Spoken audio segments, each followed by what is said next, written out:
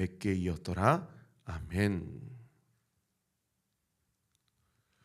말씀이 육신이 되어 우리 가운데 거하심에 우리가 그의 영광을 보니 아버지의 독생자의 영광이요 은혜와 진리가 충만하더라. 요한복음 1장 14절 말씀. 아멘. 우리 같이 한번 암송해 볼까요? 시작. 말씀이 육신이 되어 우리 가운데 거하심에 우리가 그의 영광을 보니 아버지의 독생자의 영광이요 은혜와 진리가 충만하더라. 요한복음 1장 14절 말씀. 아멘. 내일은 성탄절 예배가 오전 11시에 있습니다. 그리고 내일은 새벽 예배도 없고 그리고 목요 찬양 예배도 없습니다. 오전 11시에만 한 번 예배를 드립니다. 여러분 기억하시고 혹시나 착오 없으시길 바라고 금요일은 예정대로 온라인으로만 새벽 예배가 있다는 것 기억해 주시면 좋겠습니다.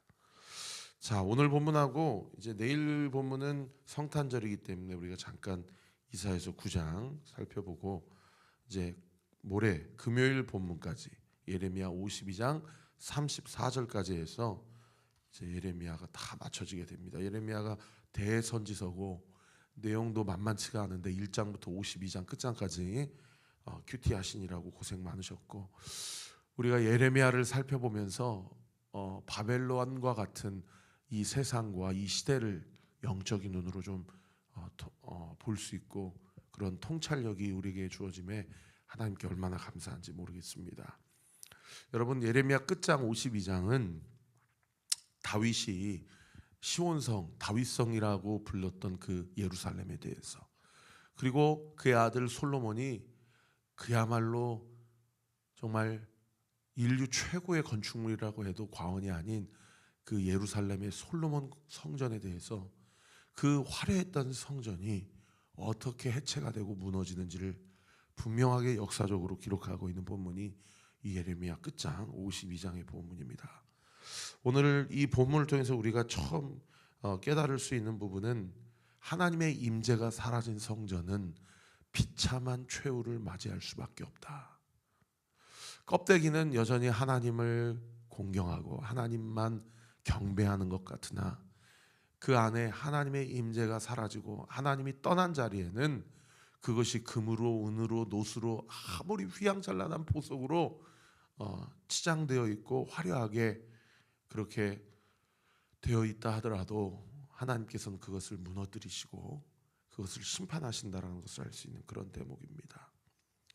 오늘 보면 첫 구절에 보시면은 바벨론의 느부갓네살 왕이 그의 통치 19년 5월 10일에 그의 부하였던 어전사령관 느부사라단 그 사람을 통해서 예루살렘을 완전히 함락시켰다. 이 바벨론 느부갓네살 왕 19년 5월 10일이라고 이렇게 날짜를 딱 못 박은 것은 이 사건이 명명백백한 역사적 사실이라는 것을 우리에게 가르치고 있는 그런 본문이죠. 여러분 예수님이 다시 오시는 날도 역사적 사실로 온 인류가 보는 앞에서 그리고 죽은 자들은 그 무덤에서 부활하고 살아난 상태에서 부활 예수님 그리고 다시 오실 예수님 심판주로 오실 그 예수님의 재림을 명명백백하게 역사적 사건으로 보게 될 것입니다. 그래서 우리는 마치 예수님이 무슨 환상 가운데 오신다거나 마치 예수님이 무슨 어떤 계시나 허무맹랑한 그런 일들로 막연하게 오신다라고 생각해서는 아니 됩니다. 예수님이 분명한 역사적 주관자로 다시 오시게 될 것이라는 것이죠. 그때 하나님의 임재가 떠난 모든 곳은 어떻게 되냐? 13절에 불살르고 불살랐다. 14절에 사면 성벽을 헐었다. 다시 오실 때는 이 세상에 하나님 없이 번영하고 하나님 없이 번성했던 모든 이 하나님 없는 화려함과 하나님 없는 문화와 하나님 없는 모든 건축물을 다 하나님께서 헐어버리시고 불사르시고 오실 거예요. 그래서 오늘 옆에 질문하기 묵상하기 한번 써보세요. 나는 뭐 이 세상 뭘 할 거 없다. 오늘 목사님 말씀을 들으면서 나의 모든 삶의 영역 가운데 하나님 없는 성공, 하나님 없는 평안, 하나님 없는 형통, 과연 나의 모든 삶에 하나님 없는 그 어떤 영역이 있지는 않은가? 내가 이것만큼은 하나님께 묻고 행하고 하나님의 통치와 주권을 받기를 원하지만 어느 한 영역에서는 내가 이것만큼은 내 마음대로 하고 내 생각대로 하고 내가 주인 되어서 하고 하는 그런 영역은 있지는 않은가? 여러분 한번 오늘 말씀을 묵상하며 한번 자기 자신에게 질문해 보시기 바랍니다. 그래서 이 느부사라단이요, 예루살렘 성 주민들과 유대인들이 다시는 바벨론이라는 나라에 반역하지 못하고 대항하지 못하도록 아예 그냥 모든 왕궁과 성전과 집들을 다 불살아 버립니다. 이 불사르고 헐었다라는 얘기는 완전히 철저하게 파괴하고 부셨다라는 얘기예요. 이 느부사라단과 느부갓네살 왕의 이런 행위에 대한 그 마음의 본심, 그 핵심은 어디에 있냐? 너희들 다시는 내 앞에서 까불지 못하게 할 거야 라고 하는 그들의 유대인들의 어떠한 회복도 용납치 않겠다 라고 하는 그런 의도가 포함되어 있는 행위라고 볼 수가 있는 거죠. 이 사탄 마귀가 오늘날 몸된 그리스도의 성도들의 신체와 육체와 마음과 생각과 모든 영적인 영역에까지 다시는 회복하지 못하도록 참수하고 공격하고 힐난을 내요. 이렇게 무너졌던 이 예루살렘 성벽이 정확히 한 140년 후에 느헤미야라는 사람을 통해 하나님께서 고레스 왕이 다 돌아가라 라고 해서 1차, 2차, 3차 포로로 예루살렘 성으로 돌아오고, 이 느헤미야라는 이 페르시아 총독, 이 총독을 하나님께서 세우셔가지고 예루살렘 성벽을 다시 한번 재건하게 하죠. 그때까지 140년 동안 예루살렘 성은 그냥 승냥이도 다 줘도 길거리에 있는 짐승들도 어떤 민족들도 그냥 언제든지 들어왔다 나갔다 할 수 있는 전혀 방어와 방비가 이루어지지 못한 그냥 황폐한 성으로 남아있게 됐더라는 것이죠. 그래서 이 헐었다, 불살렀다 이런 표현들을 통해서 우리가 두 가지를 알 수가 있는데, 첫 번째는 하나님 없는 모든 영광과 하나님 없는 모든 형통은 하나님께서 돌 위에 돌 하나도 남기지 않으시고 철저히 완전히 헐어버리신다라는 겁니다. 여러분, 우리가 세우고 있는 모든 행위와 우리의 삶의 결과가 주님께서 다시 오실 때에 하나님 없는 성공입니까? 주님과 함께한 삶의 결과입니까? 여러분, 모든 인생의 결과는 이 두 가지 중에 하나로 귀결될 수밖에 없어요.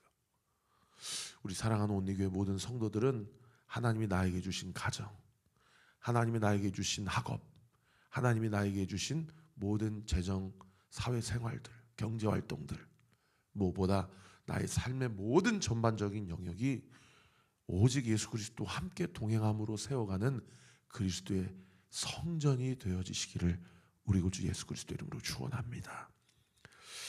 자, 그렇게 완전히 불사르고 헐었고, 그럼에도 하나님은 140년 이후에 이 한 사람을 통해서 또 고레스 왕을 통해서 하나님의 때가 되면 다시 그것을 회복시키신다는 거죠.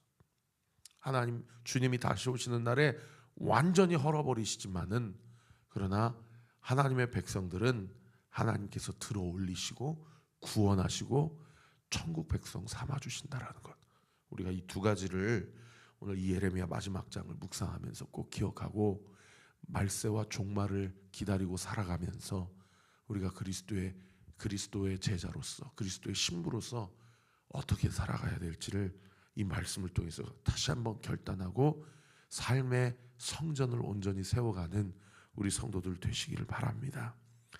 자, 그런 과정 가운데 15절에 보시면은 사령관 느부사라단이 백성 중 가난한 자와 성중에 남아있는 백성과 바벨론 왕에게 행복한 자와 무리의 남은 자를 다 사로잡아요.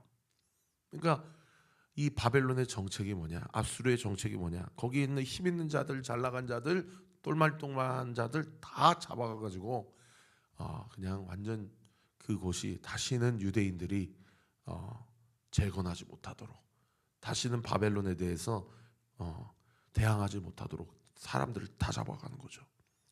그리고 16절에 누구만 남겨놓냐면 가난한 백성만 남겨놓습니다. 목사님 15절에 보니까 가난한 자도 다 잡아갔다라고 되어 있는데 여기 가난한 자는 뭐고 16절에 가난한 백성은 뭡니까? 이 다른 번역 성경에 보면 16절에 그 앞에 어떤 수식어가 붙어 있냐면 가장 가난한 자는, 이렇게 번역하고 있어요. 그러니까 적당히 가난한 자는 다 잡아간 거예요. 그런데 내가 봐도, 누아네살 왕이 봐도, 느부사라단이 봐도, 야, 얘는 정말 소망이 없다. 얘는 뭐 좀 쥐어준다고 해서 우리에게 대항할 그런 지적인 능력도 없고 체력도 없고 그런 기력도 보이지 않는다. 완전히 힘없고 가진 거 없는 최극빈층, 이 사람들만 남겨두어서 그들에게 무엇을 맡기냐? 여러분 그 다음 구절 보세요. 포도원을 맡기고 밭을 맡겨서 포도원 관리자가 되게 하고 농부가 되게 했다는 거예요. 여러분, 세상에 가진 자들이 주님 다시 오신 날은, 그날은 심판의 날이지만 여러분, 세상에 가진 것 없고 배운 것 없고 소망이 없이 주님 오실 날만 기다리며 살아가는 그날은 여러분, 완전한 회복의 날, 완전히 자신의 위치와 자신의 사회적 지위가 완전히 바뀌어지는 완전 역전의 날이 된다라는 겁니다. 여러분, 이 세상의 뜻을 두고 살아가는 자에게는 이 날이 심판의 날이지만 하나님 나라 하늘의 뜻을 두고 살아가는 자에게는 이 날이 회복의 날, 역전의 날이 된다는 거예요. 그래서 이 사람들, 이 가난한 16절의 가난한 백성은 가진 것이 없는 가난한 백성을 이야기도 하기도 하지만 마음과 뜻을 어디에 두고 살아간 자들인가? 이 땅에 두지 않고 하늘에 두고 하나님 나라에 두었던 자들에 대해서 이야기하는 거예요. 그들에게는 저 천국에서 여러분, 하나님이 주시는 놀라운 상급과 명예와 면류관을 받게 되더라는 것이죠. 오늘 두 번째 묵상하기 질문하기, 말씀을 묵상하면서 나는 나의 뜻을 어디에 두고 있는가? 여러분, 이 설교가 이 세상에서의 성공을 완전히 무시하고 이 성공에서 받지 말아라, 이런 맥락이 아닙니다. 우리의 마지막 최종적 뜻을 어디에 두고 있냐는 거예요. 예수님께서 2주 전에 제가 설교한 대로 너희의 재물을 땅에 두지 말고 하늘에 두라. 거기에는 좀도 없고 동록도 없다 라는 말씀과 같은 맥락의 말씀을 지금 전하고 있는 것입니다. 여러분, 공부 잘해서 좋은 성적 받고 좋은 대학 입학하고 좋은 직장 취직하고자 하는 여러분, 우리의 마음의 숨은 의도를 이런 말씀을 통해서 한번 점검해 봐야 돼요. 내가 잘 돼야 되는 이유가 무엇인가? 내가 형통하고 잘 살기 위한 목적이 무엇인가? 그 목적과 의도가 이 땅에 있는 것인가 하늘에 있는 것인가는 너무 명백하게 갈라질 수밖에 없다라는 것이죠. 바라옵기는 우리 사랑하는 온리교회 모든 성도들, 우리 키즈, 틴즈 다음 세대 지체들까지 여러분, 우리가 이 땅을 살아가면서 하늘에 우리의 인생의 목적을 두고 살고 하나님 나라 구성원으로서 하나님 나라의 뜻을 이뤄가며 살아가는 저와 우리 모든 온리교회 성도들 되시기를 예수님의 이름으로 축원합니다. 그러고 나서 17절부터 오늘 본문 끝절 23절까지 이 느부사라단이 성전 안에 있는 많은 진귀한 보물들과 보석들과 금과 은과 놋들을 어떻게 긁어가고 어떻게 약탈했는지를 예레미야가 이렇게 다 하나씩 기록하고 있어요. 여기 17절 보시면은 갈대아 사람 느부사라단과 느부갓네살 왕의 군사들은 성전의 두 녹기둥, 동을 얘기하죠. 금은동 할 때 동, 받침, 성전의 놋대야 깨뜨려 그 놋을 바벨론으로 가져갔다. 18절 가마, 부삽, 부집개, 밑에 부집개 보셔요. 도움말에 보시면 성소 안에 다 탄 등대의 심지를 자르거나 정리하는 집게 내지는 가위, 야 이런 것까지 다 가져간 거예요. 고단 9절 보세요. 주발, 숟가락, 섬길 때 쓰는 모든 놋그릇을 다 가져갔고, 19절 사령관은 잔, 화로, 주발, 솥, 촛대, 숟가락, 바리가 뭔가 찾아봤더니 밥그릇을 얘기하더라고요. 이런 것까지 싹 다 긁어간 겁니다. 곧 금으로 만든 물건의 금과 은으로 만든 물건의 은을 가져갔다. 20절에 솔로몬 왕이 여호와의 성전을 위하여 만든 두 기둥, 이 야긴과 보아스죠. 하나님의 뜻을 모르는 이 두 큰 기둥이 하나님의 임재가 떠나니까 전혀 어떤 영적인 기능이나 역할을 할 수 없다라는 거예요. 여러분 오늘 이 아침에도 기도하세요. 하나님 나를 떠나지 마소서. 할렐루야. 예전에 제가 찬양했던 가사 중에 그게 있어요. Never let me go. 하나님 나를 떠나지 마세요. 나와 함께 해주세요. 오늘도 우리 성도들과 함께 해주세요. 우리 성도들 중에 혼자 우는 성도들 없게 해주세요. 우리 성도들 중에 혼자라고 생각하는 성도들 없게 해주세요. 우리 성도들 중에 나 혼자만 남았다라고 생각하는 성도들 없게 해주세요. 하나님의 임재가 떠나지 않으면 여러분 그 인생은 소망이 있는 인생이요, 그 인생은 여전히 하나님께서 길을 보여주시는 인생임을 믿으시기를 예수님의 이름으로 축원합니다. 아무리 휘황찬란하고 보석으로 금으로 은으로 동으로 다 그냥 금박을 입히고 해도 하나님의 임재가 떠나면 그냥 약탈의 대상이 될 수밖에 없는 거예요. 사탄 마귀가 와가지고 막 자기 가정을 운동장 삼고 교회를 운동장 삼고 여기저기에서 막 비난하고 일난하고 분열하고 다투고 낙심하고 이렇게 되는 일들이 오늘날에도 얼마든지 많이 일어나냐는 거예요. 여러분 오늘 아침에도 우리 같이 기도합시다. 하나님 우리 교회가 하나님의 임재가 떠나지 않는 교회가 되게 하옵소서. 우리 등대 모임이 하나님의 임재가 떠나지 않는 등대 모임이 되게 하시고, 우리 교사들과 찬양팀과 모든 스태프들이 하나님의 임재를 사모함으로 주어진 사명을 잘 감당하게 하시고, 할렐루야. 우리의 가정이 나의 기도를 통해서 하나님의 임재가 떠나지 않는 가정 되게 하여 주옵소서. 여러분 하나님의 임재가 떠나지 않는 그 가정, 그 인생은 육적인 눈으로 보면 소망이 없는 것 같고 낙심한 것 같고 하는 일마다 잘 안 되는 것 같이 보인다 할지라도 하나님의 임재가 있는 가정, 교회, 그 인생 하나님이 끝까지 책임지시는 줄 믿으시기를 예수님의 이름으로 축원합니다. 그 다음 구절 보세요. 성전을 위하여 만든 두 기둥, 한 바다, 이 바다는 물탱크를 얘기해요. 그 받침 아래에 있는 12놋소, 그 받침대를 얘기해요. 이 모든 기구와 놋 무게는 헤아릴 수 없었더라. 엄청난 양으로 솔로몬 시대 때 이 성전을 만들어 놨지만 하나님의 임재가 없으니까 그냥 적군들에게, 원수 마귀들에게 다 털리는 겁니다. 그 털릴 거를 하나님의 임재를 사모해야 되는데 그 털리고 없어질 것을 위해서 이 땅에 사람들이 살아간다고요. 하나님의 임재가 없으면 아무 소용이 없는 그 돈 가지고, 그 금 가지고, 은 가지고 사람도 죽이고 부모도 배반하고 가정도 버리고, 이런 일들이 이 세상 사람들의 하나님의 임재가 떠난 삶의 결과라는 거예요. 얼마나 비참합니까? 21절 그 기둥의 한 기둥의 높이가 18규빗 8m입니다. 18규빗 8m 한번 생각해 보세요. 얼마나 높은 기둥이에요. 그 둘레는 12규빗 5.4m.